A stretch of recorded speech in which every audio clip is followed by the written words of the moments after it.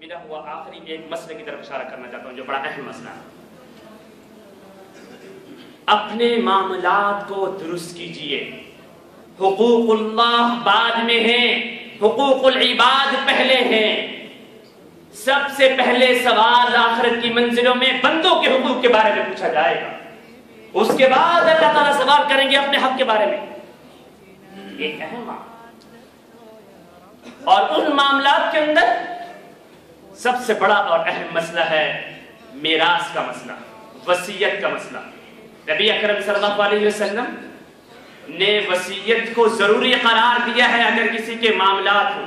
آج ہم میں سے کتنے دوست ہیں، کتنے احباب ہیں جو کاروبار کر رہے ہیں، بزنس کر رہے ہیں، جو مختلف معاملات کر رہے ہیں، لیکن اگر آج ابھی آنکھ بند ہو جائے تو ان کے ورثاء کو کچھ پتہ نہیں ہے کہ ہمارے ابا نے، ہمارے بھائی نے کس کا کتنا قرضہ دینا ہے، کس کو کتنے پیسے دینے ہیں، کس سے لینے ہیں، کس سے دینے ہیں. یہ معاملات آج ہماری نسل کو پتہ نہیں ہے.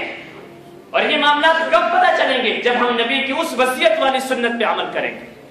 ایک دن نبی اکرم صلی اللہ علیہ وسلم کے تکیے کے نیچے کچھ پیسہ رہ گیا تھا، کچھ دراہم اور اشرفیاں رہ گئی تھی. نبی اکرم صلی اللہ علیہ وسلم پوری رات سو نہیں پائے تھے کہ میں ایسا نہ ہو کہ میری آنکھ بند ہو جائے اور میرا انتقال ہو جائے اور میں اس چیز کو تقسیم نہ کر سکوں اور میرے ورثاء یہ سمجھے کہ یہ محمد الرسول اللہ صلی اللہ علیہ وسلم کی میراث ہے. آج ہمارے کتنا معاملات ہیں اور ہمارے کتنے بینک بیلنس ہے کہ ہم ان کو پتہ نہیں کر پا رہے. اس لیے وصیت شرعاً ضروری ہے. اور یہاں ایک مسئلہ جو بڑا کھڑا ہو چکا ہے اور میں یہاں پہ فیس کر رہا ہوں اور یہ معاملات کافی سارے آ رہے ہیں. ہمارے دارالفتاؤں میں کراچی میں تھا، وہاں پر بھی یہ مسئلے زیادہ پیش آیا کرتے تھے اور یہاں بھی پیش آ رہے. سب سے زیادہ جھگڑے پیدا ہوتے ہیں میراث کے مسائل پر. سب سے زیادہ جھگڑے پیدا ہوتے ہیں خاندان کے اندر جائیداد کے مسئلے پر. ان مسئلے کو ہم حل نہیں کر پاتے اپنی زندگی کے اندر، پھر مرنے کے بعد جھگڑے کھڑے ہو رہے ہیں، ایک دوسرے کا ہم دست گربا ہو چکے.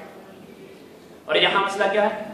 یہاں مسئلہ چونکہ نان مسلم ملک ہے، یہاں ہم نے پراپرٹیز بھی دی ہوئی ہے، پیسہ ہے ہمارے پاس، بینک بیلنس ہے ہمارے پاس دولت ہے، لیکن آنکھ بند ہوتی ہے تو یہاں کیا ہوتا ہے؟ گورنمنٹ ہانگ کانگ کے قوانین کے مطابق یہاں تمام پراپرٹیز اس کی بیوی کے پاس چلی جاتی ہے.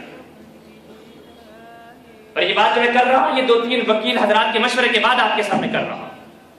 اور جب وہ چلی جاتی ہے تو اس مرحوم کا اگر والد موجود ہے، آپ کو پتہ ہے ہمارا اسلامک لا کیا ہے، ہمارے انہیریٹنس رائٹس کو تقسیم کرنے کا اسلامی قانون کیا ہے کہ بیٹے کو حصہ دیا جاتا ہے، بیٹی کو حصہ دیا جاتا ہے، اگر باپ حیات ہے باپ کو حصہ دیا جاتا ہے، ماں کو حصہ دیا جاتا ہے اگر ماں زندہ ہے، اور اگر بیوی زندہ ہے تو بیوی کو حصہ دیا جاتا ہے. لیکن جہاں کے قانون یہ ہے کہ یہاں قانون اگر آدمی کا انتقال ہو جائے تو پورے میراث کے حصول چلا جاتا ہے بیوی کی طرف. یہ ایک ضروری مسئلہ ہے. من قطع میراث وارثه قطع اللہ میراثہ یوم القیامہ. جس شخص نے زندگی میں اپنے اولاد کے لیے میراث کے حصے کو نہیں رکھا، کاٹ دیا، اللہ تعالیٰ آخرت والے دن اس کی میراث کو ختم کر دے گا. اس کا سب سے آسان حل جو میں ایسے مشورے کے آپ کو دینا چاہ رہا ہوں، سب سے پہلے آج کی اس جمعے میں عہد کیجئے کہ ہم ہر روز وصیت لکھیں. ایک ڈائری لکھیے، اس میں اپنی وصیت لکھیے. اگر آپ ہر روز وصیت نہیں لکھ سکتے تو کم سے کم ہفتے کی بنیاد پہ لکھتے ہیں. نبی اکرم صلی اللہ علیہ وسلم فرمایا کہ 2 راتیں جس کی گزر گئی اور اس نے میراث نہیں لکھی، وصیت نہیں لکھی، تو کل قیامت والے دن اس کا میرے سے کوئی تعلق نہیں ہوگا. یہ احادیث ہے میرے بھائی.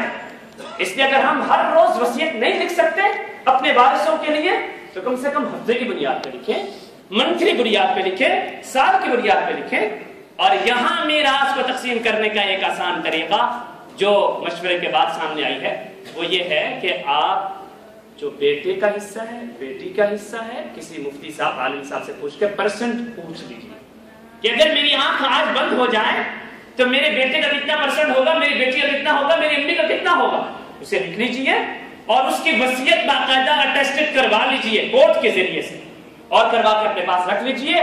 کل اگر آج آپ کی آنکھ بند ہوتی ہے تو وہ آٹومیٹکلی طور پہ وہ میراث اسلام کے اصولوں کے مطابق اولاد میں تقسیم ہو جائے. یہ بڑا اہم معاملہ ہے، ضروری معاملہ ہے. اللہ تعالی ہم سب کو حامی و ناصر ہو. اللہ تعالی ہم سب کو ان باتوں پر عمل کرنے کی توفیق عطا فرمائے.